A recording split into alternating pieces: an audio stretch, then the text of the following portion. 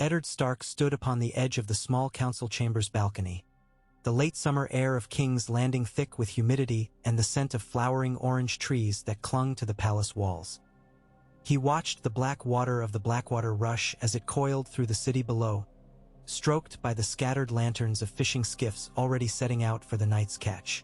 Behind him the chamber was dim save for a few guttering candles, the council dismissed, the scribes gone, and yet Littlefinger, Peter Baelish, lingered, leaning one shoulder against a marble pillar, idly rolling a silver stag across his knuckles. "You're quiet tonight, Lord Stark," Peter said, voice soft as spider silk. "You wear silence the way others wear cloaks, but tonight it feels heavier." Ned breathed, drawing in the river's smell, trying to let it cool the turmoil in his chest. Robert was dying, he could no longer deny it. The king lay in his bed, ripped by a boar's tusk, babbling of old battles while the leeches drank and the maesters whispered. Cersei's children were not Robert's. The truth had come together like wolf tracks in new snow, unmistakable. Yet truth alone was brittle. In King's Landing it needed steel behind it, and men. "I will need the city watch," Ned murmured, still gazing at the dark river. "Robert will not live out the week. When he is gone, Joffrey will try to claim the throne, and Cersei will back him. I mean to keep the peace until the rightful heir takes his place." Peter walked forward, the coin still dancing across his fingers. "The rightful heir? Stannis, you mean? Cold man, that one. Austere. Not loved. The small folk will not cheer him." "They will not need to cheer," Ned said, turning. "Only to hear that law is obeyed. That will be enough." "Law!" Peter's laughter was almost soundless. "Here we trade in hearts and purses, not laws." Ned stepped closer, the candlelight catching the silver threads in his dark hair. "Will you help me, Lord Baelish? Will you speak to Janos Slynt and bring the gold cloaks to my side when the hour comes?" Peter met his gaze. In his gray-green eyes flickered calculations, the intricate gears of ambition turning. But something else swam there too, some secret satisfaction at being asked. He gave the smallest bow. "For you, Lord Stark, I will see it done." At dawn the next day Ned rode for the Street of Flower, escorted by 2 of his household guard, to meet the commanders of the watch. The city was waking. Bakers opening shutters, apprentices sweeping stoops, fishmongers shouting the first prices of the day. Gold cloaks formed a copper-bright river down the cobbled lane ahead. Ser Jacelyn Bywater, newly risen after Jory's death, stiffened as he bowed. "Lord Stark." "Sir, Ned dismounted." "I have called this council to ensure the city's peace. When that moment comes, there will be those who test the realm's order. We must hold fast." Bywater nodded. "The men are ready." Peter arrived minutes later, cloak of watered green silk rippling as he strode through the ranks. With him came Janos Slynt, heavy-jowled and already sweating though the morning was cool. Slynt knelt, offering hollow courtesies, and Ned tasted the man's greed like brine on the air, yet Baelish's nod was reassurance enough, for now. As Ned spoke of postings, of sealing the gates if need be and doubling the watch on the Red Keep, he felt the invisible tapestry of the city tightening under his hand, threads drawn taut. He would need more than swords, he would need letters. A dozen ravens flew north that afternoon, one to Stannis on Dragonstone, another to Winterfell, the rest to lords he trusted. Jon Arryn's old allies in the Vale, Beric Dondarrion upon the Trident, and Lord Manderley on the far coast. They carried truth penned in his own hand, signed by his own seal. Robert's bastards had better claim than the Queen's golden-haired brood. Roberts will named Eddard Protector of the Realm until the true king arrived. By nightfall parchment became strategy. Strategy became quiet urgency. Cersei moved like a lioness scenting danger. He saw it in the Red Keep corridors where her guards clustered, red cloaks like spilled blood. But Ned walked unafraid. He bore Robert's sealed will beneath his doublet and felt the weight as a shield. On the 5th day, Maester Pycelle announced the king's passing with eyes as watery as the wine he served. Bells tolled from the septs. The whole city trembled with expectation. Ned entered the throne room flanked by Ser Barristan Selmy and Peter Baelish, one in white enameled plate, the other in emerald brocade. The hall was thick with Lannister crimson, though the gold cloaks held every arch. Tywin was far away at Harrenhal, yet his daughter stood at the foot of the Iron Throne, Joffrey a step above her, Tommen clinging to her hand. Cersei wore mourning black trimmed with rubies that burned like fresh-cut hearts. Her green eyes assessed Ned with open contempt. "He was my husband," she said, as if that alone gave her right to rule the hall. Ned produced the will. "I come at the late king's behest. Lord Stannis Baratheon is rightful heir. Until his arrival, I shall serve as protector of the realm." Murmurs rippled. Ser Kevin's brows drew stern. Lord Varys fluttered his hands, smiling thinly. Cersei's gaze flicked to Pycelle, then to Peter. She opened her mouth to speak. That was when the gold cloaks slammed their spears upon the stone floor, the sound harsh as lightning striking. Janos Slynt stepped forward and knelt before Ned. "In the name of the City Watch," Slynt announced, "we proclaim Lord Eddard Stark our protector." Cersei's face went white with fury, color draining like wine spilled on snow. Joffrey shouted, "I am the king!" But the words echoed hollow. Selmy climbed the throne dais, gauntlet hand settling on the boy's shoulder. "Your Grace," Selmy said gently, "law must be obeyed." Chaos teetered on a knife's edge. Ned felt the hall hold its breath. A single hand raised would spill blood. Yet Cersei, reading the odds, reading the fear in Pycelle's stoop and Varys's composed mask, pressed a kiss to Joffrey's temple.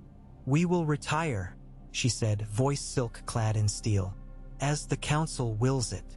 Only when she swept from the throne room did Ned release the breath he held. Peter's coin clicked once more over his knuckles, the sound almost triumph. 3 days of uneasy peace followed. Ned sat the small council in Robert's place, Barristan at his right. Renly returned from Storm's End to take his seat at the left. Peter flowed between factions, bearing whispers from brothel to counting house. Varys, spider-like, wove nets Ned could not see. Cersei retreated to Maegor's Holdfast, but her father's soldiers began to pour through the city gates, claiming to come for the funeral. One night Ned climbed the tower of the Hand's roof garden.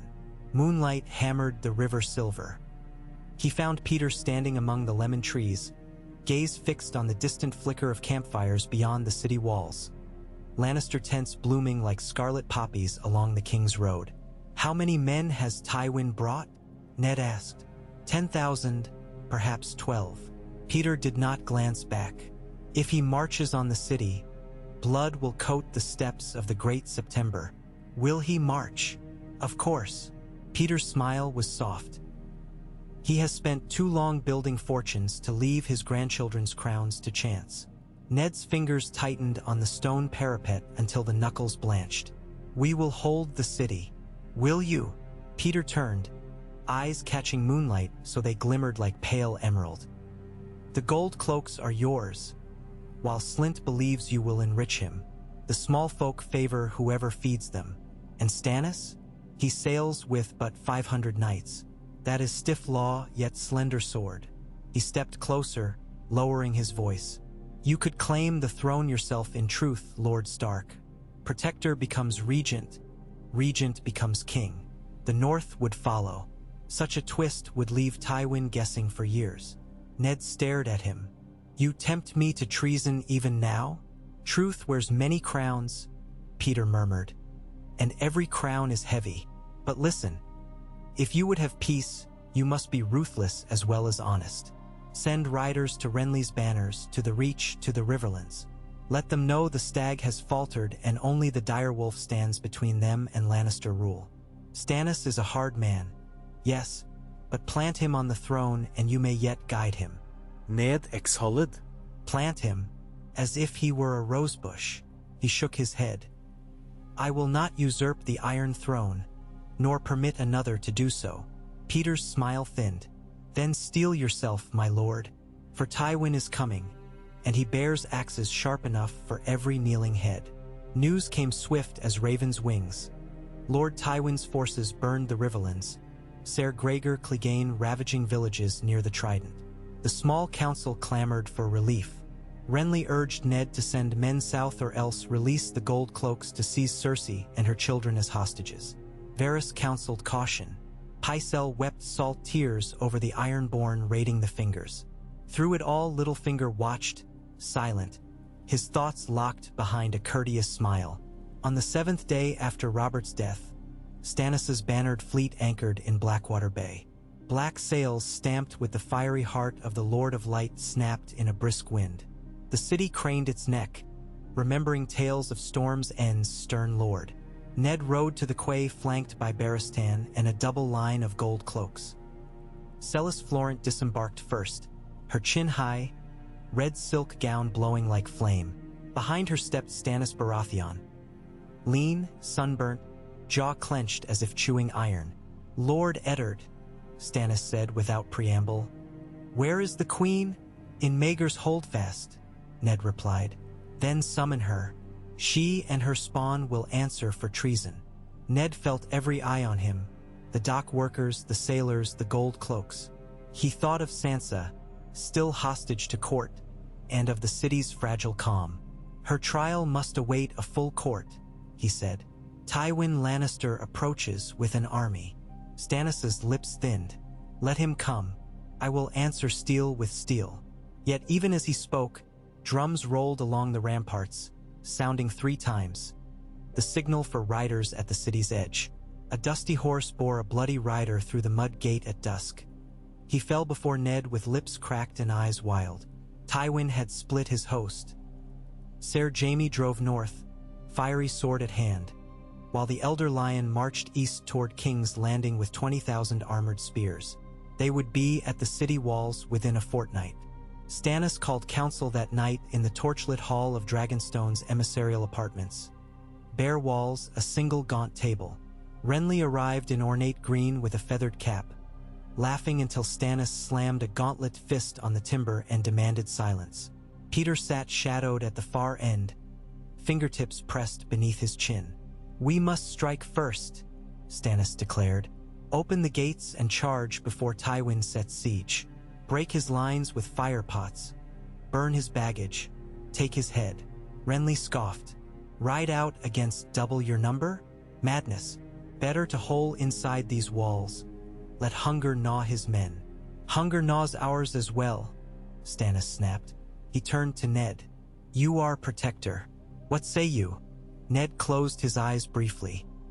He saw snow drifting across Winterfell's roofs, Arya's laughter echoing barefoot through the yard. He felt the chill of the crypts. He saw Catelyn's fiery hair. Opening his eyes, he found Peter's gaze steady on him. No betrayal there. Not this time, only curiosity, as though Peter studied a puzzle whose end he already knew. "We hold the city," Ned said. "Seal the gates, stock the cellars, gather every mason to strengthen the walls. Send riders to Riverrun, to Highgarden, to the Eyrie. If Tywin lays siege, he will find the realm united against him." Stannis' jaw clenched, but he nodded once. An artist conceding brush to another's hand. Renly smiled, short and sly, and Peter leaned back, coin vanishing into his palm. The days that followed were hammers forging the city. Forges burned day and night, smiths beating breastplates and arrowheads. Fishermen hauled salt fish upriver under guard. Gold cloaks drilled in the shadow of the Red Keep, their commander Slint puffed and preening. Yet it was Peter who made the coffers sing. Levies on silk merchants, forced loans from Iron Bank envoys, auction of crown lands to gullible Braavosi speculators. Silver flowed to Ned's cause in glittering streams. With each chest offloaded at the Tower of the Hand, the Watch's loyalty hardened. Cersei sent messages begging audience. Ned refused until Tywin's outriders shadowed the horizon.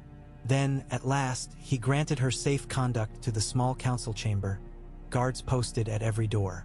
She arrived draped in black velvets sewn with mother of pearl, twin lions clasping her cloak, Joffrey at her side. She did not kneel. "My father will crush you," she said calmly to Ned. "Surrender the city. Name Joffrey king, and the North may retain its little hold on snow." Ned offered her his own calm in return. Your children are bastards born of incest. The realm will not kneel to illegitimacy. Cersei's eyes shone with hatred. Do you imagine Stannis will be loved? The small folk curse him already. They speak of followers who burn idols, shout to a foreign god. If my father assaults these walls, famine will follow. They will blame you, Eddard Stark, and you will learn what love of the people means. Peter stepped from shadow then, bowing. Your Grace, perhaps we might negotiate. Speak again and I will rip your tongue, Littlefinger, Cersei hissed. For the first time Ned saw Peter's mask fracture. Flicker of fury in his eyes before shutters closed again. He inclined his head, silent. The council ended in stalemate. Yet as Cersei stalked away, Ned knew lines were drawn. No more parleys. The storm would break. Tywin's banners arrived beneath a scalding sun. Stands of crimson silk, 1,000 lions roaring across the fields. Siege towers lumbered on pine trunk wheels. Catapults creaked into place behind earthen dikes. But the city walls had been scoured from foundation to battlement. Every loose stone mortared, every murder hole stocked. Wildfire casks filled the shadow of the Gate of the Gods, a gift from distant alchemists bought with Peter's coin. Ned climbed the battlements beside Stannis while the earth shook with drums. Across the river the lion host glittered, helms like hammered gold. A horn blew 3 notes. From their ranks rode Ser Stafford Lannister bearing a white flag. Lord Stark, Stafford called. The hand may treat. Ned descended by postern to the field, Ser Barristan and 6 gold cloaks escorting. Wind rippled the grasses. Heat shimmered. Stafford waited beneath a striped pavilion. Within sat Tywin Lannister, hair the pale sheen of old silver. His eyes were coin-bright, face carven granite. "My lord," Ned said, bowing fractionally. Tywin studied him. "I remember another Stark who crossed me once. Your brother rode south to avenge his sister. Where is he now?" Ned's heart hammered, but he kept his voice steady. "He was murdered. By your king's command." "By madness," Tywin said. "A rare thing. I prefer reason. Open your gates, Lord Stark. Bend the knee to King Joffrey, and I shall recall my host. Winterfell will remain yours. Your daughters returned, your honor unsullied." "Unsullied." Ned's laugh was frost in summer air. "I will not seat an incestuous boy upon the throne." Tywin's gaze narrowed. "Then perhaps I will seat him on your corpse." He rose. The meeting ended. That night siege engines hurled boulders drenched in pitch. The sky glowed orange. Walls shook, but the defenders answered with wildfire pots that burst in green blossoms, licking siege towers to charred skeletons. Arrows fell like black rain. Tywin's first assault broke on stones of fear. In the Red Keep's dim undercroft, Arya trained with Syrio Farrell, wooden swords clacking among the dusty vaults while Sansa embroidered above in a guest solar watched by Grand Maester Pycelle's shy apprentices. Ned kept them close now. He could not risk the Queen's reach. Every morning he visited them, and every time Arya demanded news of the walls, bright as a new forged dagger. On the 21st day of siege, Tywin's men tunneled beneath the King's Gate. The sappers broke through at dusk, spilling into a torchlit corridor, only to find 40 gold cloaks waiting, corselets gleaming. In the melee, Janos Slint fell, intestines glistening on the stones. When the smoke cleared, Ned named Bywater as Lord Commander. In the same hour Pycelle died, walked off the Widow's Tower and shattered on flagstones. Some whispered poison, others Varys's whispers turned knife. Cersei retreated deeper into Maegor's holdfast, half mad with rage and fear. Rumor said she tried to spirit Tommen and Myrcella to Rosby, but was intercepted by Bywater's patrol. The children were placed under Stark guard. Renly penned letters to Mace Tyrell urging a march east. Peter arranged loans to buy sellswords west of the Arbor. Varys circulated tales of Tywin's men pillaging septs in the Riverlands, stoking small folk fury. The realm heaved. Then word came like dawn bursting. Robb Stark had crossed the Twins with 30,000 Northmen, banners streaming, dire wolves howling. He clove Jaime's host outside the Whispering Wood, captured the Kingslayer, and now drove hard for Harrenhal. Tywin, caught between hammer and anvil, licked his pride and sought terms. His envoys arrived beneath white banners scorched by wildfire ash. Ned listened in the tower of the Hand's council chamber. Tywin would withdraw to Casterly Rock, surrender Cersei and Joffrey for trial, yield the Riverlands. In exchange, he wanted safe passage and pledge his line not be extinguished. Stannis's blunt knuckles drummed. Justice demands Lannister heads. Renly leaned back, smiling. Justice demands peace. Lop off one lion's paw and let the cripple limp away. Peter's eyes shone with possibilities. Mercy is expensive, but it earns interest, my lords. Ned stood, winded by a sudden memory.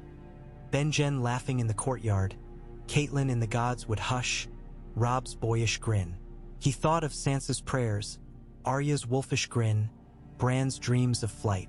The price of vengeance weighed less than the price of endless war. Looking at Stannis and Renly, at Selmy's lined face, Varys's bland smile, Peter's unreadable eyes, he said, "We will answer justice with justice. Those who ordered murder shall face trial. Those who followed shall keep their lives. The realm must know balance again." The council voted. Stannis grudgingly assented. Peter's coin spun and rang on the table. Heads up, a maiden engraved in silver. Outside, bells began to ring. Not for death, but for gates opening. Tywin's banners marched west beneath grim silence, stripped of captured gold, leaving behind the Queen Regent and her children under Stark guard. And in the dawn that followed, Ned Stark walked the ramparts, the river breeze cool against his scarred cheek. He could not yet taste victory. Wounds bled still, hatred smoldered. But the North was coming, Robb's howl in every gust. Soon father and son would stand together beneath the towering stone of King's Landing's walls. And above, the sky burned pale gold, the first hint of autumn crispness, promise of frost that would sweep away summer rot. And Ned Stark, for the first time since crossing south, felt the steadiness of winter in his heart, a cold strength that bade him endure. The quiet that settled upon the city was no true quiet. It was the breath drawn before judgment. In the dungeons below the Red Keep, Cersei paced a cell gilded by torchlight, her silk gown torn at the hem, whispering of lions yet to roar. Joffrey sat in another chamber, pale and shaking, a boy bereft of crown, fingers drumming on the stone as though tapping for lost power. Their trial would come with the harvest moon. Peter found Ned in the godswood of the Red Keep, where a lone weirwood grew stunted among alien oaks. The white bark was pallid in twilight, its red leaves drifting like dying embers. "You have won," Peter said. Ned shook his head. "Peace is never won, only guarded." Peter smiled. "Then guard it well, my lord. But remember, the realm remembers its debts. Should winter prove harsh, gold spends easier than honor." Ned turned to the heart tree's carved face. The weirwood's eyes bled red sap that looked like tears. "My honor is all I have." "And yet," Peter whispered, stepping closer until his breath brushed Ned's ear, "you would have none if I had chosen otherwise in that throne room." It was true. Ned looked at the eunuch leaves, heard wind whisper across ancient tongue, and felt a chill glide his spine. Littlefinger's loyalty had been a choice, one flick of fate. And fate, he knew, was a river with many branching streams. He faced Peter. "I will not forget." Peter bowed, wintercat graceful. As he walked away, the last light of day caught his hair, and his shadow stretched long and forked like a serpent upon the grass. Beyond the narrow sea, dragons stirred in shadow. In the icy north, white winds began to howl. On distant stepstones, a red priestess looked into the flames and saw a direwolf crowned in snow. But in King's Landing that night, torches glimmered upon the high walls, and the sound of the river coursed steady and sure below. Eddard Stark knelt before the weirwood, hands clasped, and vowed to hold the realm together long enough for his children to inherit a world less broken. In the hush, he heard Catelyn's voice as though carried on autumn wind. "The lone wolf dies, but the pack survives." And he rose, taller than the towers, with winter at his back. The story of Westeros had bent upon a single unbroken word of trust. Whether it would hold beneath the coming snows, none could know. Yet for this night, the dire wolf stood, and the lions prowled away in silence, and all the gods, old, new, and nameless, watched from hidden places as the Game of Thrones was played anew beneath strange, shifting stars. The sun rose the color of half-dried blood, saffron light filtering through heat-warped panes of the Tower of the Hand. Eddard Stark woke before the first bell, as he always had in Winterfell, and for a time merely listened. Wind scraping roof tiles, gulls squabbling at the harbor, the distant clank of a forge that never seemed to rest since siege day. The city sounded like a stranger still, sharp, noisy, impatient. Yet each dawn he felt its pulse steadying under his fingertips. He washed in cool water tinged with mint, armored slowly, and prayed to gods old and new that this fragile balance would hold another turning of the glass. Beneath every breath lay the knowledge that his sons were both north and south, his daughters under guard, and his friends divided by fealty and fear. Still he rose, and still he walked the long stone stair, because that was the only way any of this would survive. On the small council floor, torches guttered in bronze sconces, scenting the air with pitch and juniper. Stannis Baratheon stood at the window slit, a plank of rigid shadow in scarlet leather, reading a parchment by dawnlight. Renly lounged beside the long table, boots crossed at the ankle, flicking a Myrish nail knife open and shut. Varys appeared as if conjured, soft, smiling, hands tucked into a robe the color of old parchment. Ser Barristan entered last, white cloak whispering behind him. They spoke of wheat ships from Pentos, of mummers spreading rumors of plague, of Blackwater bargemen who claimed to have seen a ghost direwolf haunting the quay. They spoke, too, of Tywin's slow retreat, and of the sudden quiet in Riverland's farmsteads where lions had trampled winter barley flat as a peasant's hope. Ned listened, weighing each sentence like silver on a scale.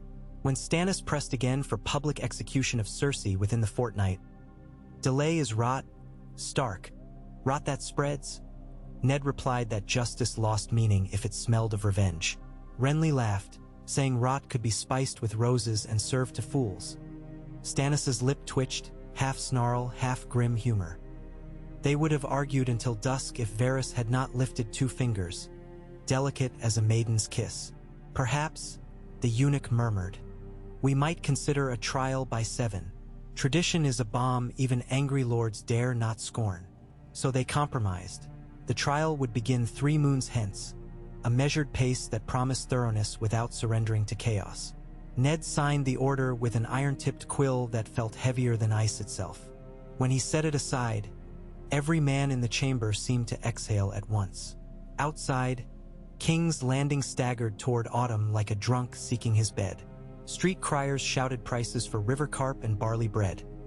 Smiths hammered salvage from ruined siege towers into horseshoes. Children flew kites of Lannister red and Stark gray, oblivious to what banners meant.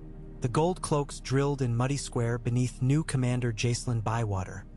Ranks crisp, shields freshly painted. Ned took quiet pride watching them. Discipline born not of coin alone but of purpose. He thought of Jon Arryn then, and wondered if this was what his mentor had sought in those final weeks. A city strong enough to survive the truth. Peter Baelish arrived at midday with ledgers bound in purple calfskin, pages fluttering like dying birds as he spread them on Ned's desk. Tax receipts, tariffs, sale of crown lands along the Honeywine, all inked neat and fine. Coin enough, Littlefinger purred, to feed every mouth through deep winter and still line the sept vaults with gold leaf. But only if we clap irons on thieves and watch our bankers with both eyes. Ned traced a column of figures, staggering sums wrung from Tyroshi spice merchants, Bravosi silk factors, even the faith militant, who had quietly offered interest-free loans to prove piety. He wondered how much of this fortune was illusion, a sweet smell layered over rot, but he needed the watch paid and the gates mended. So he nodded, and Peter's smile curved sly as a cat's. That evening he visited Sansa, guarded by 2 Northmen with shaggy beards and solemn eyes.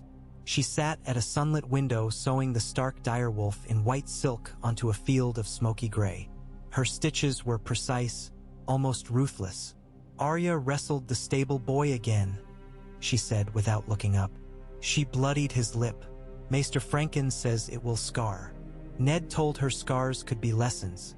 She said Arya never studied. He told her the trial date. She swallowed, thread trembling between slender fingers. "Will they kill her, father?" Ned said the gods would decide. Sansa blinked, lashes wet, and bent over her wolf once more. In the gods would Arya sparred with Syrio under dusky lanterns. Wooden swords cracked, feet slid over fallen red leaves. Sweat streaked Arya's brow. Her braid had come undone, black hair whipping. Syrio moved like water, yet Arya met him stroke for stroke. Ned watched, heart tight with impossible pride and dread. When Arya finally glimpsed him, she broke form and ran to press a damp hug into his ribs. "The hound's old squire bets I can't beat him coin toss to coin toss," she said breathless. "He owes me 3 copper stars already." Ned kissed her brow, tasting salt and sawdust, and wished Bran could stand beside her laughing. Wishes were wind. He turned them to resolve and promised another lesson tomorrow. On the 6th day after Tywin's withdrawal, ravens winged in from the west. Robb had taken Harrenhal without siege thanks to river fog and fast horse. Lord Roose Bolton commanded the garrison now, repairing its ruined hearths and melting iron portcullises into arrowheads.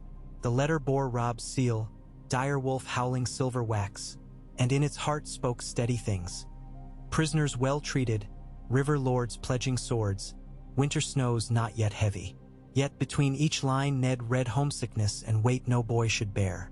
He wrote back deep into the night, words of pride, caution, fatherly affection, and sealed it with blue wax, sending 3 ravens north to ensure one survived the hawks.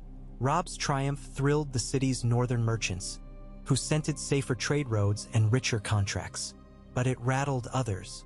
Varys's little birds whispered that Queen of Thorns Olenna Tyrell saw Robb's rising star as omen of reach opportunity, that Dorne murmured of independence again, that the Iron Islands, sniffing wolf fortune, began mending longships. Power's shifting currents tugged every keel. Ned spent an afternoon pacing maps, counting days a fleet might take to sail from Pike to the Mander, and another gauging how long Black brothers could ride from the wall seeking grain. Each calculation ended at the same point. Supplies must stretch farther, garrisons stand readier, alliances knit tighter than catgut. Storms churned on the bay 2 nights later, thunder tossing sheets of rain across the crenellations. Ned walked ramparts in a black cloak, lightning strobing the distant masts. Davos Seaworth marshaled Stannis' ships to ride out the gale, their lanterns bobbing like fireflies. When Ned reached the tower of the Red Keep's high parapet, he found Stannis there, hatless, rain coursing off his jaw. "The sea cleanses," Stannis said without greeting. "It hammers weakness from men." Ned replied that it drowned them too. Stannis grunted. He turned, eyes glinting with lightning. "They will call me usurper still, no matter Cersei's sin. You know this." Ned said names mattered less than deeds. Stannis looked at him a long moment, then offered an iron-shod hand. Rain drummed as they clasped, a pact forged in storm. When the storm glass cleared, Tyrell riders arrived by way of Bitterbridge. 300 in green and gold, led by Ser Garland, banners furled in peace. They brought bread, larded goose, sweet arbor wine, and a letter gilded with roses. Lady Olenna wrote that Lord Tyrell would pray fervently for swift justice and a fruitful spring planting. Between metaphor Ned discerned an offer. The Reach would provision the city if guaranteed a voice in the coming order. He sent Ser Roderick to greet them, instructing courtesy and careful accounting. Winter, he knew, could eat even Reach granaries raw. Deep in the dungeons, Cersei's fire dimmed but never extinguished. Each 7th day the Silent Sisters washed her, trimmed her nails, brought plain fare. She refused anything gilded, as though beauty itself now mocked her. On the 8th visit Ned came himself. 2 guards unlatched the iron door, torches casting bars of orange across damp walls. Cersei sat on a low cot in gray shift, gold hair sheared to chin. Her eyes fixed him with furious clarity. "You smell of rust," she said. He inhaled stone, water, ashes, iron. She was right. She asked after her children. He answered. Tommen wept often. Myrcella prayed. Joffrey cursed. She asked if he slept well. He lied yes. Then she smiled, slow, terrible. "You think you've ended the game," she whispered. "Yet you've only built another board. Wait until you see the pieces." She would say no more. As Ned left, torch shadows danced like jaws closing. Joffrey loathed the dark. He demanded torches always lit, paced until dawn, tore blankets, struck servants. When Grand Maester Franken offered milk of the poppy, the boy spat in his face. At times he raved that the wall would fall and giants feast on Kingsguard heads. Other nights he whispered that his real father was alive somewhere, building an army of gold. On the 12th night, he tried to hang himself with blanket strips. Guards cut him down. After, Ned doubled sentries and ordered chains kept far. He pitied the child and mourned the man he might have been if born from honor. The weeks crept. Each sunrise colored the city a different hue. Bronze, pearl, rose gold, weeping indigo. Bread grew dear. Ned opened granaries. Fleas flowed thick. He hired Tyroshi lacewing catchers. Rumors of shadow assassins stalking the black cells reached his desk. He stationed 2 mountain clansmen at each stair. When the Citadel warned of gray plague in Old Town, he quarantined wharfs, scorching cargo holds with lime. Governing, he thought, was wrestling 9 wolves at once. Let go one jaw, the others tore flesh. Yet he endured, for he could not afford fear. One still evening Peter summoned him to a counting house overlooking the street of silk. Candles flickered over tall ledgers. Shutter windows opened to perfume and distant harp music. Littlefinger pointed to a list of names, all city guildmasters who secretly sided with the Lions. "They bleed coin to Lannisport yet sit on your boards," Peter said. "Seize their treasuries, replace them with men beholden to you, and you can pay sell sales twice over." Ned read each name slowly. Some he knew. One had gifted Sansa a silver brooch at a tourney feast. He asked if truth had been proven. Peter shrugged. "Proof is wind. Loyalty is gold." Ned snapped the ledger shut. He would summon each guildmaster, demand oaths, dispatch inspectors. Peter's sigh carried amusement, disappointment, maybe both. In the Dragon Pit ruins, small folk whispered a new tale. A direwolf prowled broken vaults, eyes like northern ice, cloak of snow-white fur, herald of winter's justice. Some claimed it licked the wounds of beggar children, some that it devoured cut purses whole. Arya insisted on hunting it. Ned forbade but knew she would anyway. He posted guards, but one night she vanished, returning at dawn with dust-streaked cheeks and a story of a white mutt that fled when she whistled. She sounded triumphant yet regretful, as though the beast had promised adventure she dared not chase.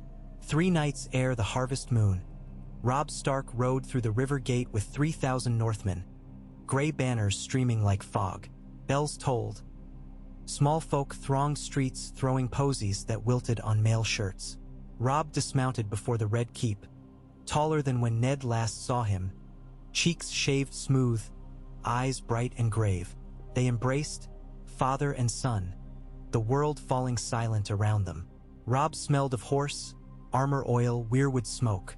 "Mother is safe in Riverrun," he breathed. "Bran sends dreams of wolves."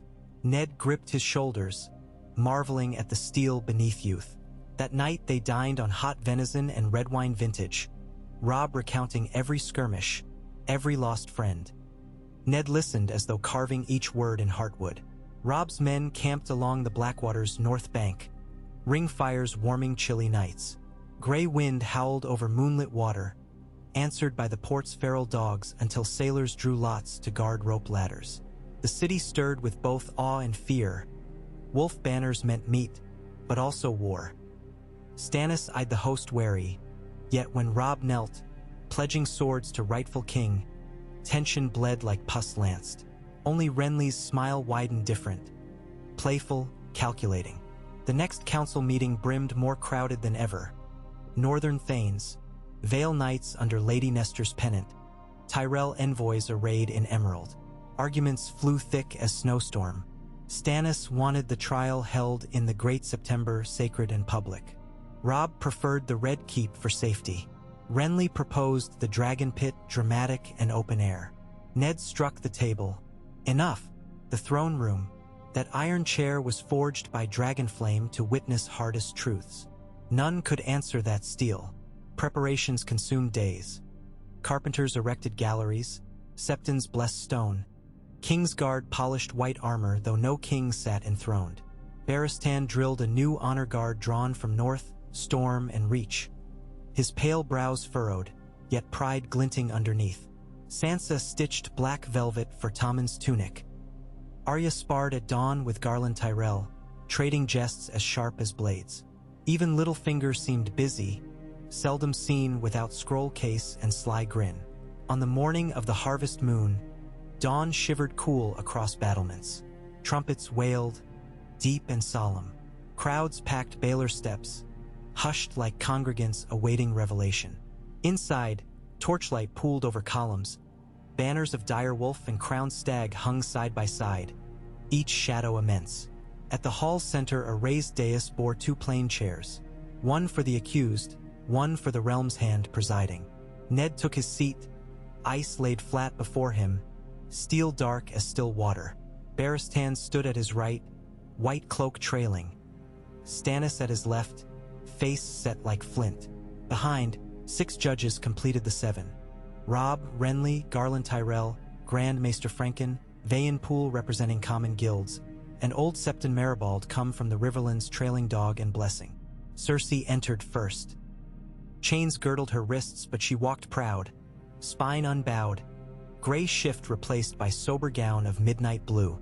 Joffrey shuffled next, wrists bound, eyes red-rimmed, hair hacked jagged.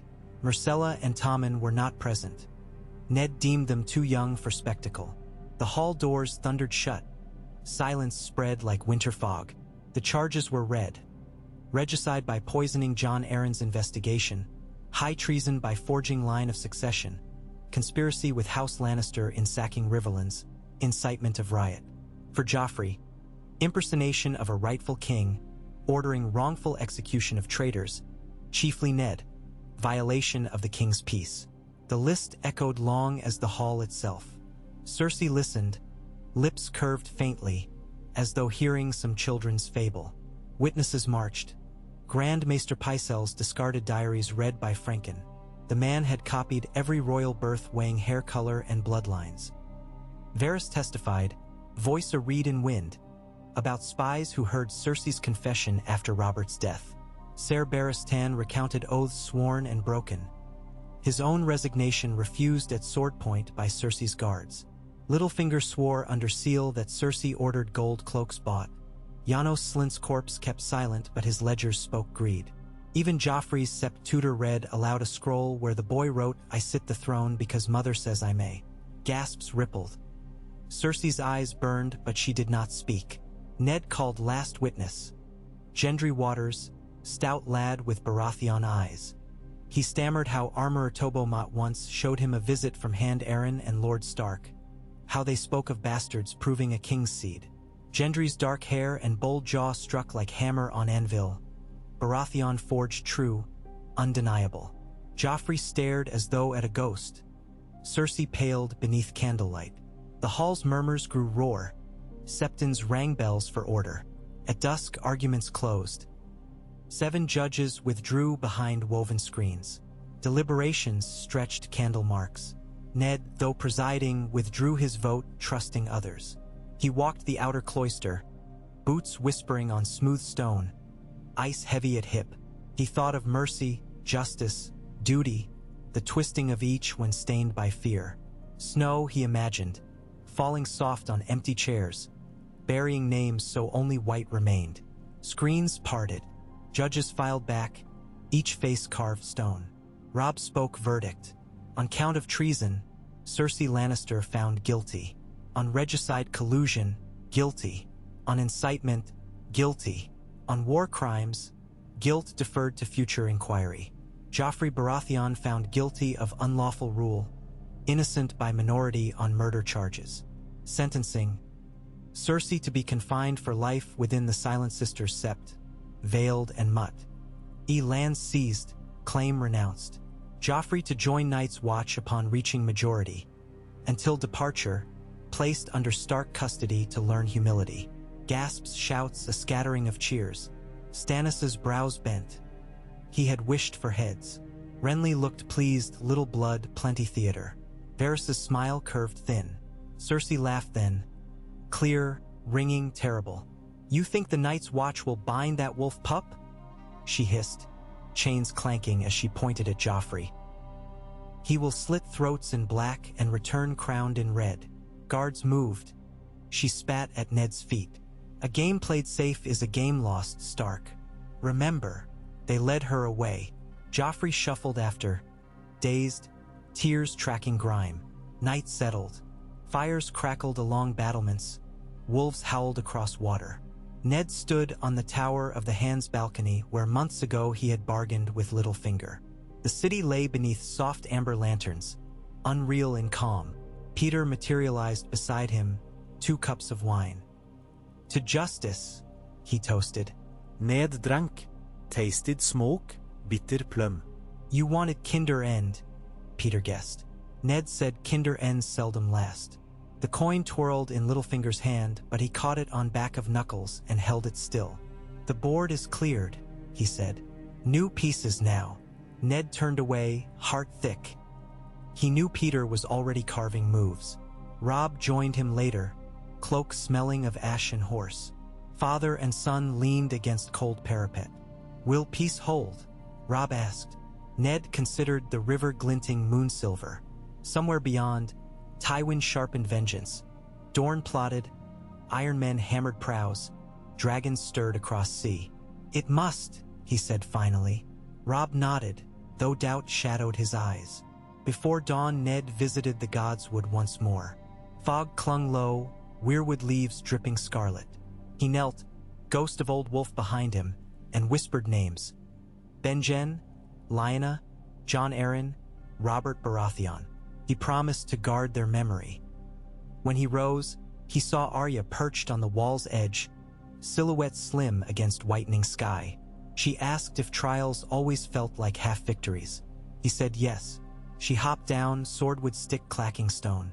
Then I'll win whole ones, she vowed. He wished her luck, knowing luck favored the relentless. Winter's breath touched the city weeks later. First frost glistening on marble lions, breath pluming bright. Night fires burned blue at edges. Grain stores held, thanks to Tyrell shipments. Small folk sang hearth songs of wolves and stags feasting tyrants. Yet ravens brought uneasy tidings. Wildlings massing beyond the wall, Greyjoy longships spotted near Flint's Finger, whispers of fiery comets shredding sky in the far east. Ned studied each report by candle flame, marking dangers like stones on go board. Every victory opened another front. One gray noon, Davos arrived bearing a letter sealed in black wax. Lord Edric Storm, bastard of Robert, sought refuge at Storm's End. Melisandre pressed Stannis to claim Dragonstone Valyrian hearth magic. Lord Gendry demanded nothing but freedom of forge. Knights quarreled over rights of R'hllor. Ned convened council, cooled tempers, promised judicious study. Politics cracked like thin ice beneath. When dusk fell, he returned to his solar to find Sandor Clegane awaiting. Face half shadow, half flame scar. The hound bowed stiffly. He wished to take service in the north, away from southern whispers. Ned studied burnt flesh, saw raw honesty beneath gruff shell, and agreed, sending him to train green recruits. Arya beamed that evening. The moon waxed, and with it came tidings of Daenerys Targaryen across the narrow sea. 3 young dragons breathing sparks over ruined tower in Karth. Varys delivered the rumor as though discussing weather. Heat prickled Ned's spine, new fires rising beyond maps. He summoned shipwrights, ordered keel of 50 galleys laid at Blackwater shipyard, defense not ambition. Stannis approved, Robb marveled. Renly joked of dragon banners stitched green and gold, but Ned felt ancient breathing in each spark. Mad King ashes unsettled, prophecy swirling, and he feared the realm might yet fracture anew. Still life flowed. Tommen learned sums from Samwell Tarly, visiting from Old Town. Myrcella played harp for septons. Arya beat Garland Tyrell 2 of 5 bouts. Sansa dreamed of Northern Springs. One brisk morning Ned and Robb rode into the Kingswood with 6 guards, hunting boar, arrows singing through crisp air. Robb felled a stag cow, dedicating kill to his uncle. Ned dressed the meat himself, hands sure, remembering Robert's final hunt. They camped beneath towering oaks, shared quiet tales by firelight, wolf howls distant. Father and son spoke of Bran's recovery strides, Rickon's wild temper, Catelyn's new schemes to rebuild Holdfast towers. Robb asked if Ned feared death. Ned said only failing those he loved. Flames crackled, sparks spiraled skyward, and Robb's eyes shone with understanding. When they returned to the city, a raven awaited bearing dire script. Castle Black asked aid. Benjen still missing. Rangers found tracks not human. White shadows moving. Winter deeper there than stories told. Ned felt the walls chill as though ice touched his arteries. He summoned council again, proposed dispatch of grain, men, maesters versed in old lore. Stannis offered Stormland's archers. Renly scoffed but pledged coin. Robb volunteered seasoned scouts. Preparations begun, though many in city muttered that the wall's ghosts were tales to scare children. Ned knew better. Some children grew into men who still trembled. Months spun. Snows fell thrice, then melted to slush. The Silent Sisters sealed Cersei behind stone. Joffrey donned black despite protests, escorted north by Barristan and 60 picked men. Ned watched the party ride out. Barristan tall in white, Joffrey pale within sable cloak, banner of the Night's Watch snapping bleak. The people showered them with turnips and old straw, but some with pitying eyes. Ned prayed the wall might scour the boy's cruelty. When Arya asked if he trusted that hope, he said hope was seed. Barren ground still needed planting. Littlefinger's bank networks blossomed. New markets opened for northern furs, Riverland cheeses, Reach wines taxed but welcomed. Gold cloaks received regular pay. Smuggling dwindled. Yet Peter's smile widened sharp. Coin is power, power is coin. Ned monitored, wary. He appointed Brienne of Tarth, newly come seeking Renly, to command harbor inspections. Peter grinned, calling her another honest wall between me and mischief. Brienne saluted wordlessly. Letters from Riverrun told of Catelyn forming a council of river lords to rebuild torched villages. From Winterfell, Maester Luwin wrote of Bran dreaming trees that talked. From White Harbor, Lord Manderly pledged ships for wall relief. From Bear Island, Lady Meege vowed axes. Winter knitted north together even as south thawed. Yet darkness grew elsewhere. One evening Varys approached Ned alone in a lantern corridor, face grave. A Sellsword company camped near Mere calls itself the Golden Wolf. They wear northern colors, but their purse is Lannister red. Ned asked purpose. Varys's whisper chilled bone. To steal a dragon. Far across sea, fires glowed. Ned realized Game of Thrones now stretched beyond Westeros, across storm-tossed waters, into realms of scale and flame. He stood that night on Maegor's holdfast roof, moon silvering broken tiles, thinking how one choice, Littlefinger's loyalty, had reshaped destiny. Yet every river forks. Winter bore wolves, but also white shadows. Dragons stirred, Ironborn prowled. Men prayed to red gods. Peace, he saw, was but a pause between breaths. Still he breathed, and would keep breathing, forging each day from duty and love. Robb climbed beside him, cloak fluttering. Snow tomorrow, he said, sniffing air. Ned nodded. They watched clouds drift luminous over the city they had saved but not yet secured. Bells tolled distant, lights winked, tides hushed. The father laid hand on son's shoulder, weight of future shared. Below, in narrow alleys, small folk sang a rhyme born since the trial. The lion roars, but the wolf stands still. The stag and direwolf guard the hill. Gold fades, cold stays. Winter's truth outlasts the days. Ned listened. A song, fragile yet enduring. 5 hours of bold choice had rewritten lines of fate. Far more hours lay ahead. each a stone set upon the wall of tomorrow. He would place them one by one until winter stilled his hand. And even then, he prayed, the pack would survive, their howls woven into the endless night, singing of honor, mercy, and the price of trust kept unbroken.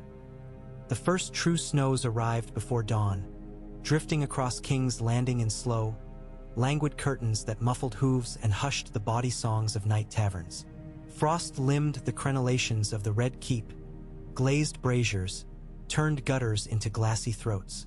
Eddard Stark rose to the smell of pine pitch and the faint sting of wood smoke blown from the outer hearths. And for a moment he felt as though Winterfell had stolen southward and wrapped the capital in its gray and white cloak. He dressed without haste, donning a heavy wolf pelt over double mail, and descended the tower by stone stairs slick with ice where servants had hurriedly scattered salt. In the small courtyard beneath the Tower of the Hand, he found Sandor Clegane drilling a dozen raw recruits. Their breath steamed like dragon smoke. Wooden shields rang beneath the hounds' barked commands. Ned paused to watch the rhythm of their strikes. Clumsy, uneven, but earnest. The city's defense rested upon men such as these, farmers' sons and dockhands who had never held iron before the siege. Clegane's scarred face glistened with rime.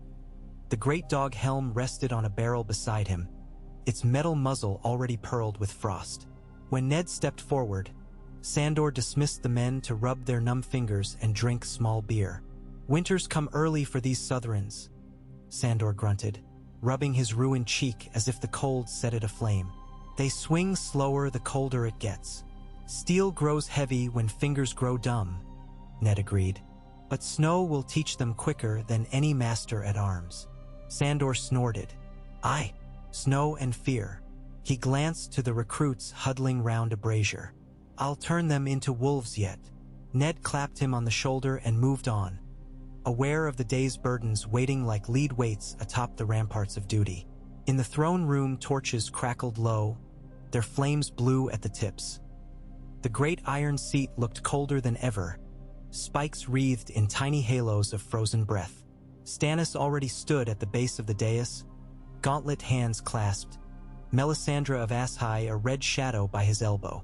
The Red Priestess's eyes burned brighter than embers, and Ned felt their heat across the space as though he crossed a desert under black snow.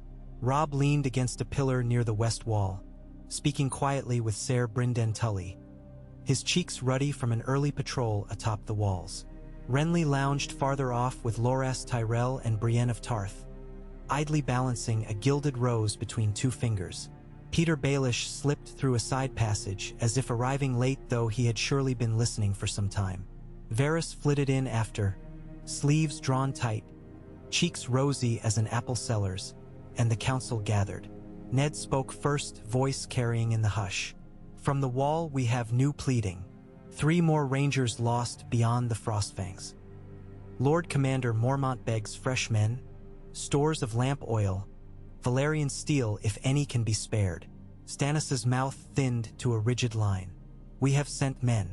We cannot strip the capital bare while Tywin Lannister breathes." Robb stepped forward. "There is more than breath in the west. My outriders found Lannister riders within a day's march of Maidenpool. Small bands, but too many and too bold to be scouts alone." Renly spun the rose stem. "Perhaps they seek a bride. Perhaps they seek blood," Robb answered. Ned raised a gloved hand. "We will dispatch ravens to River Run, Seaguard, and the Eyrie for fresh horse. And I will ask Lord Manderley to sail a bark of hardtack and salt beef to Eastwatch. The night's watch must hold." Melisandre spoke then, voice soft as falling ash yet somehow filling the hall. "Cold shadows gather. Only the Lord of Light can burn them back. We should send priests north, not soldiers." Robb's brows knit. "Priests will not mend broken palisades." "Did the stones of Storm's End mend itself?" Melisandre asked, smiling as if humor and threat were twins. "Faith guides men's hands. Steel guides them better," Sandor Clegane growled from the door where he now stood. Ned quelled the brewing quarrel with a look. "We will send both," he said. "Men to fight, priests to give comfort, maesters for healing. None here will deny the wall aid." He pinned Stannis with his gaze until the king gave a curt nod. That would have to suffice for now. By midday Ned walked the black cells with Ser Barristan Selmy.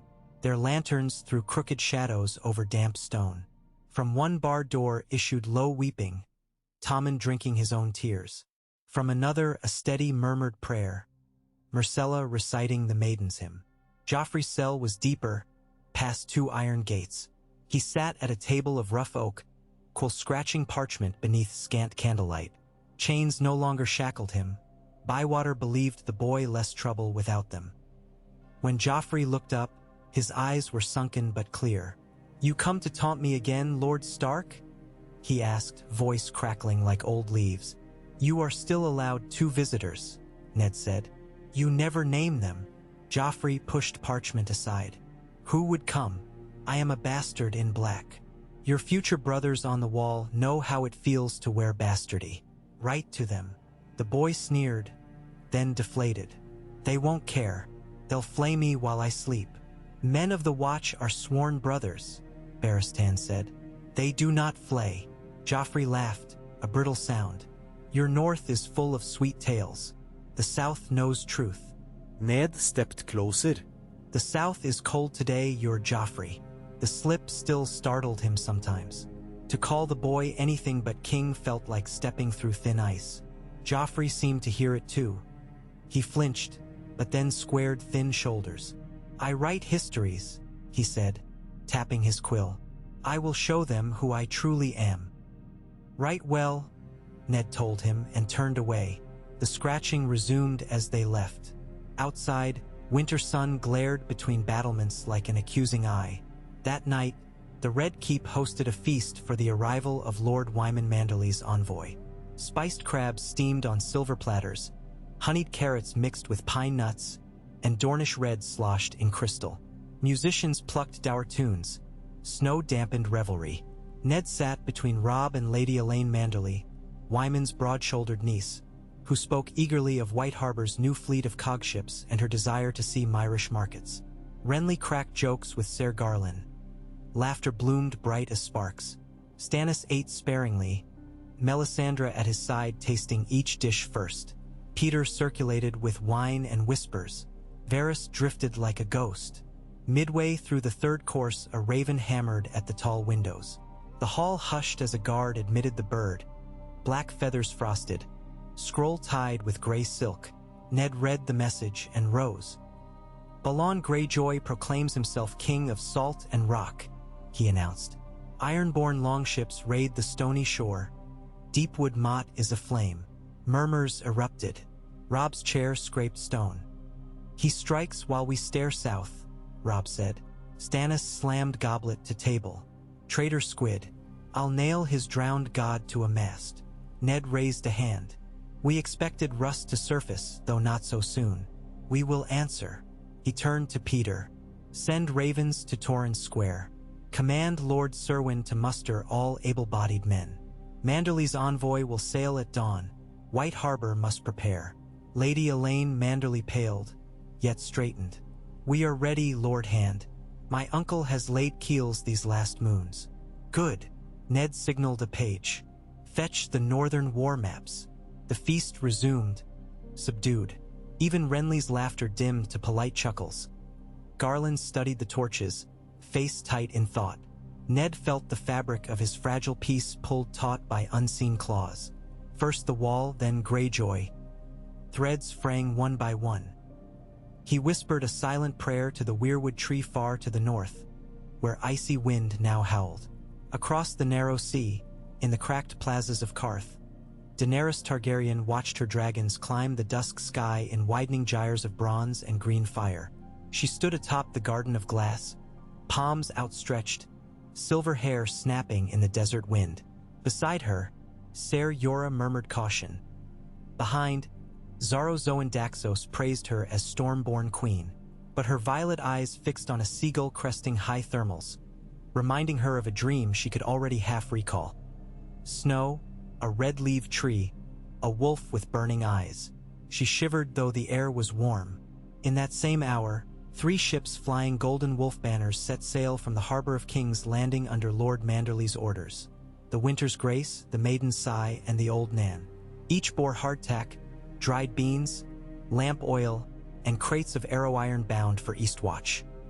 Ned stood upon the quay with Rob and Stannis to see them off. Snowflakes kissed the decks. Sailors blew warmth into fists. Belle rend a soft farewell. Above, ravens wheeled like black snowflakes of a darker storm. Dawn after dawn stacked like pale coins. Reports flowed. Greyjoy reavers torched villages up the coast, but Castle Black received its stores and held fast.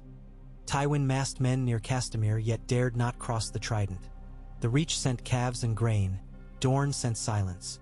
In the city, bread lines lengthened even as granaries stocked full. Snow slowed wagons. Fear bred hoarding. Ned appointed Ser Davos Seaworth master of ships, instructing him to keep the river lanes open. Davos spoke to smugglers with language of tides and honor. Skiffs soon plied fish to markets again, and bellies filled. But the night fires never waned. In alley shadows, red priests preached lawless coming war, holding aloft torches that shed no smoke. Septons countered with drums and hymns. Fistfights broke near Flea Bottom. Ned ordered Bywater to keep the peace, but fires flared red on black walls, and Melisandre's disciples multiplied. One evening Arya burst into Ned's solar, cheeks flushed, eyes alight. "I saw the ghost wolf," she declared, "in the dragon pit. It followed me this time." Ned set down quill. "Where did it lead?" "Nowhere yet." She bit her lip, gaze bright. "But it's real, not a dog." He studied her. The Stark blood ran strong, full of omens. "Take caution," he said.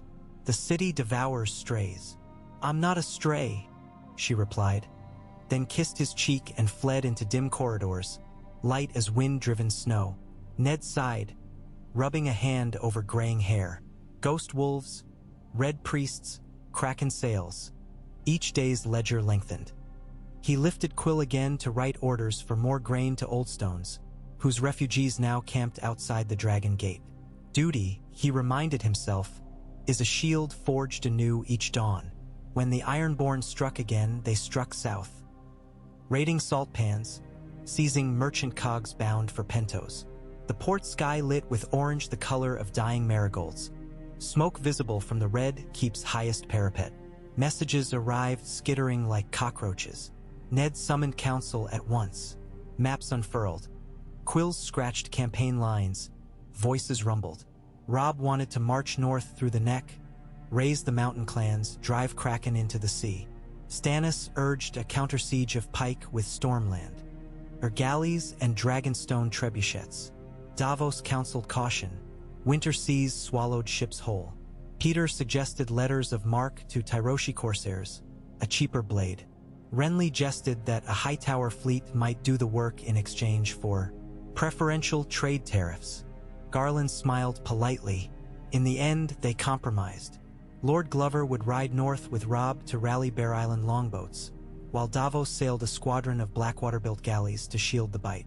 Stannis would ready heavier warships but hold in reserve. Meanwhile, ravens to the islands offered clemency for any lord who bent the knee within a moon's turn, an olive branch wrapped in threat. Ned sealed each letter with black wax stamped direwolf.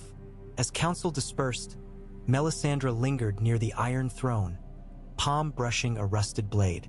"All thrones burn," she said as Ned approached. "Some by forge, some by dragon, some by cold." He answered that men built them again. She smiled. "Not when night falls forever." Her red cloak swirled and she vanished beyond pillars. Ned climbed the dais, looking down on the scattered embers of conversation, and wondered which burn would reach him first. 3 weeks later the moon hung swollen and red, a hunter's scar in the sky. An east wind carried a stink of rot from the riverlands, where winter rains had flooded battlefields and turned graves to marsh. Ned stood on the ramparts wrapped in a wolf fur cloak, staring toward the unseen horizon. Steps sounded. Peter appeared, gloved hands tucked into sleeves. "Bad tidings," Littlefinger said without prelude. "Tywin moves. Scouts place 12,000 at the Red Forks fords, banners of rain and Clegane among them. Does he cross? North, perhaps. or east. He may faint. Ned turned his face to the wind. We cannot fight all fronts. Peter's breath misted. Gather your wolves. Leave a lean garrison here. March to meet him. I will keep the purse and the peace. Ned looked at him, remembering a balcony long ago when Baelish chose loyalty over betrayal. Some would call that trust folly. Peter's eyes glinted. Some would. He flicked a silver coin into the air. Snow caught its edge. Ned caught it in a gloved palm. The stark direwolf on one face, the flying stag on the other. A new mint for the realm, Littlefinger's quiet work. Ned slipped it into his belt pouch. I will consider, he said. That night he dreamt of wolves circling a golden lion, wounded yet still roaring. Snow swirled thick, muffling roars, until silence ruled. Robb left at dawn, gray wind bounding ahead like a gray gale. 2,000 horse and 4,000 spearmen rode behind, banners snapping. Gray wolves, mermen, tall pines, the blackfish of Tully. Eddard watched from the gate of the gods as hooves clattered over ice-slick stone. Father met son in the shadows of the arch. A clasped forearm, a brief embrace, cool words of faith. Hold the capital, Robb urged. Guard the north, Ned answered. They parted. Snow muffled the thunder of departure until only banners marked the road, fading into pale gloom.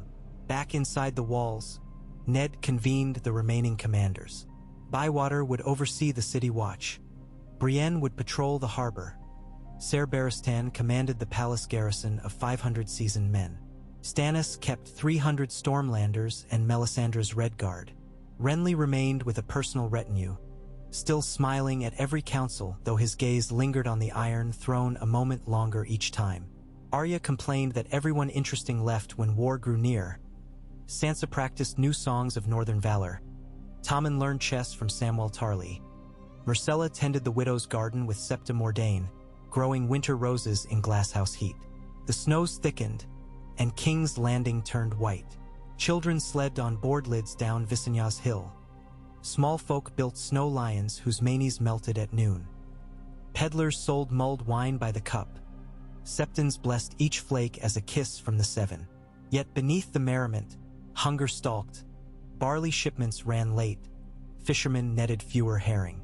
Ned doubled rations, rationed candles, opened the captured Lannister granaries in the city. The small folk cheered and sang new verses praising the direwolf who would not let them starve. But coin bled faster than snow melt. Peter arrived one gray evening bearing a charter signed by Iron Bank of Bravos for 15 tons of silver at favorable interest, secured by tolls on Pentoshi spice caravels. Ned signed, though misgiving nod. Debt was a kraken with tenacious arms. That night, letters flew in from Duskendale. Daenerys Targaryen's envoys had spoken with Magister Illyrio Mopatis in Pentos and purchased 3 galleys. Rumor said her dragons had doubled in size, scales hardening to diamond. Varys warned quietly that fire might cross sea by spring. Dragons are not ships, Ned argued. Yet they may ride ships, Varys replied, and wings need only air. Ned dreamt again of fire and ice meeting over a field of graves. Moon waned, snow deepened. The wall sent word. White shadows sighted beyond the gorge, dead men walking. Jon Snow, Robb's brother of oath though not of birth, wrote that ravens grew restless, dire wolves howled at gates, and the forest watched with frozen eyes. Ned felt every word like a spear between ribs. He called council, read the letter aloud. Silence answered. Then Stannis spoke. If true, South wars are pebbles thrown in the sea, he said.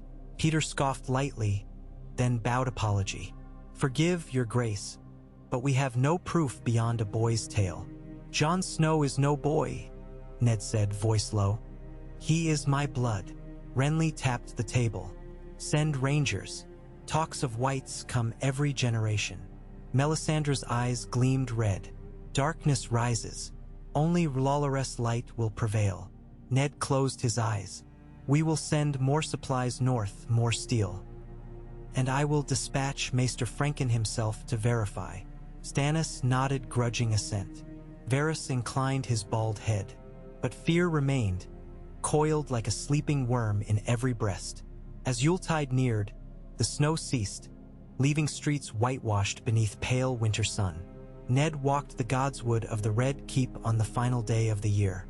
The ragged weirwood stood half-buried, yet red leaves still clung resilient, shaped like bloody hands on white. He knelt, pressing gloved fingers to cold root, and spoke softly. "I have done all I can, and still the world darkens. Give me strength." Footsteps whispered behind him. He turned to find Peter Baelish standing at edge of clearing, arms folded under a fine cloak of silver fox. "You pray to trees," Peter said. "I pray to old things that remember honor." Peter's smile curved. "Honor may freeze, but need warm's hands." He drew a folded parchment from his sleeve. A whisper from across the sea. "The Golden Company Sellswords have pledged to a hidden queen, not Daenerys, something older. They plan to land in the Stormlands come spring." Ned unfolded the parchment. A sigil sketched in ink, a trident of bones encircled by 9 stars. He frowned. "Black fires," Peter breathed. "Or so they claim." Ned rose, snow shaking from furs. "More dragons from dead lines. We will meet them, but first Greyjoy must be broken." Tywin stalled, the wall reinforced. "How many swords can one man raise?" "Raise the right ones," Peter said, "and Coin summons the rest." He gestured to the weirwood. "Even gods trade faith for sacrifice." Ned looked past him to the red leaves fluttering gently in still air. The faces carved in the trunk seemed to peer into him, weeping sap tears that glinted like rubies. "I will not sacrifice my soul for coins," he said. Peter inclined his head. "Then sharpen your soul into steel." He left, cloak brushing snow. Ned watched the footprints fill slowly with crystals, vanishing even as they formed. Wind sighed through bare branches, sounding almost like distant howls. The new year dawned blood-red, sun rising through a haze blown from burnt villages far west. Bells in the Great September tolled 31 times, marking the year of Stark Regency and Stannis' new calendar. Ned gazed from the tower balcony, seeing smoke pillars to the north where smiths hammered arrowheads, to the south where refugees burned fields to clear pests. A city living yet haunted. A page arrived, Ser Brynden Tully at the gate, urgent. Ned hastened down, boots biting frost. The blackfish dismounted, face lined, eyes dark. "Harrenhal burns again," he said, breath puffing. "Sorcery, some say. Men charred in armor, yet no fire touched wooden halls." He handed a letter sealed in pitch-black wax. Robb's hand told the tale. A night of screams, a heatless flame that consumed flesh. Roose Bolton vanished. Robb pursued raiders bearing twisted sigils. Cloth dyed indigo with three-eyed crow. Ned's gut clenched. Magic, murder, Bolton's absence, dark signs. He summoned the council before noon. Maps spread, theories flared. Melisandre whispered of shadows given form. Stannis swore revenge on any who practiced such demonry. Renly muttered that Bolton was never to be trusted. Peter toyed with his coin. When the meeting ended, Ned climbed to the rookery. Snow nested on sill stones. He penned raven after raven, to Robb, to Ramsay Snow at the Dreadfort, to Howland Reed in the Neck, begging word of Bolton's path. He ended each letter with the same line: "Trust no faces cloaked in night."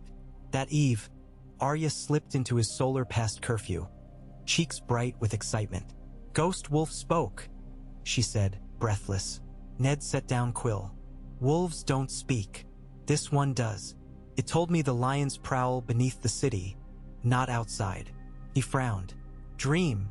It was real." She touched the hilt of her small sword, needle she called it, slender and sharp. "There's a tunnel in the dragon pit leading down. I followed Prince. I heard men talking, planning fire under the granary." Ned felt ice slide into marrow. "Show me."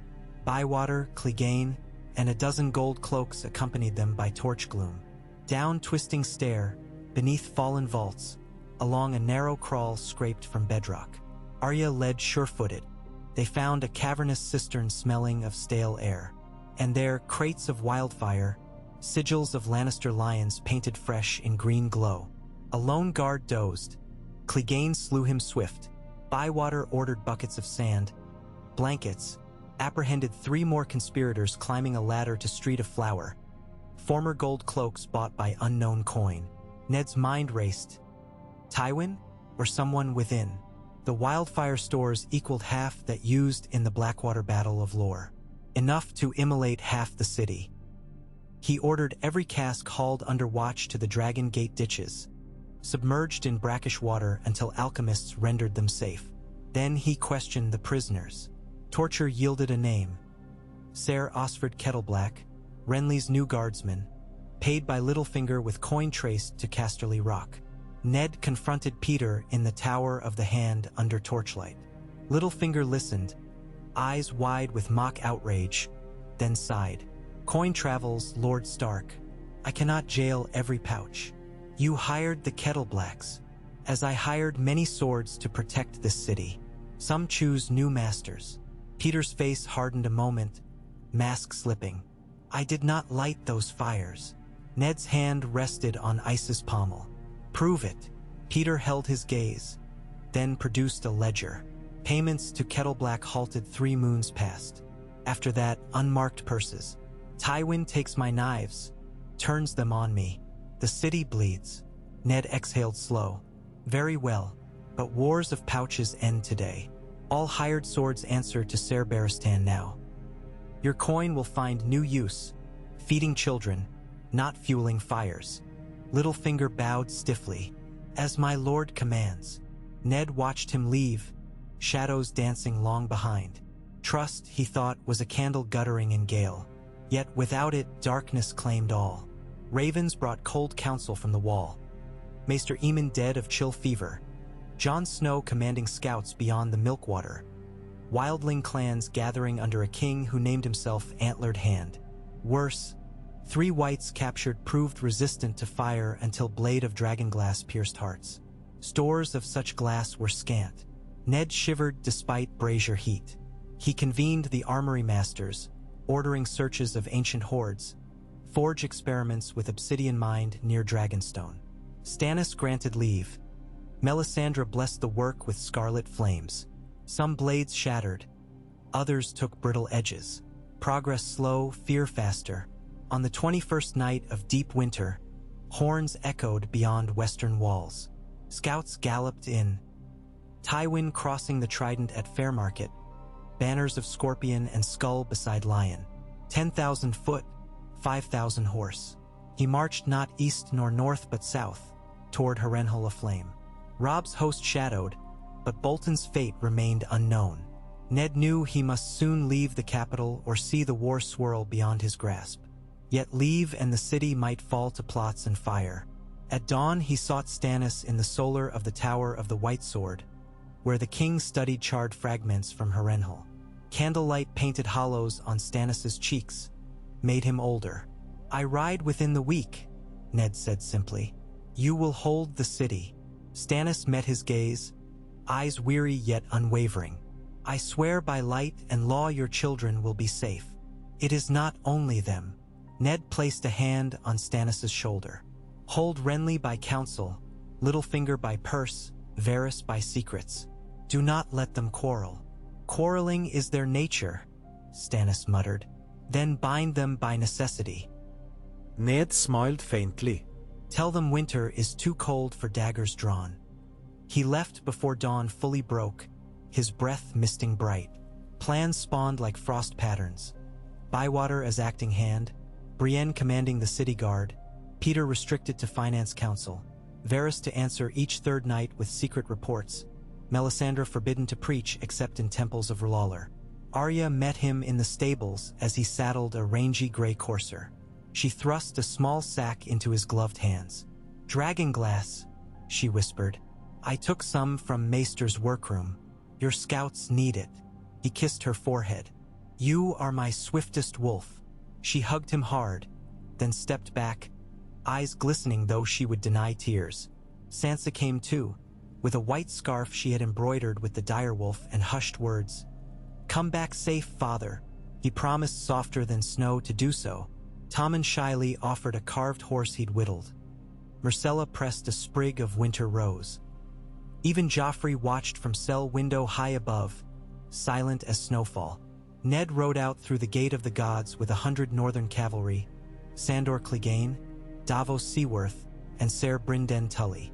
Snow flurried, cloaking them swiftly. Behind, King's Landing's walls faded to gray ghosts. He did not look back. Days stretched long as old songs. They crossed the King's Road white and silent, hooves crunching crusted snow. At Moat Cailin they found ravens from Robb. Bolton's hosts reappeared, claiming pursuit of crows that burned Harrenhal. Robb suspected deceit but pressed Tywin's flank at Stonehenge. Skirmishes left fields blackened, but winter rains quenched flames before harvest stores perished. In the Wolfswood, Ned met Lord Glover and Lady Meage Mormont, their warriors thick-coated bears of men and women. They planned strike at Deepwood Motte to retake from Ironborn raiders. Ned left Davos to coordinate longships while he pressed to Winterfell. The castle rose from snowy dawn like a gray beast waking. Smoke curled from Mead Hall chimneys. Wolves howled welcome. Bran greeted him in a wheeled chair, cheeks flushed, mind sharp.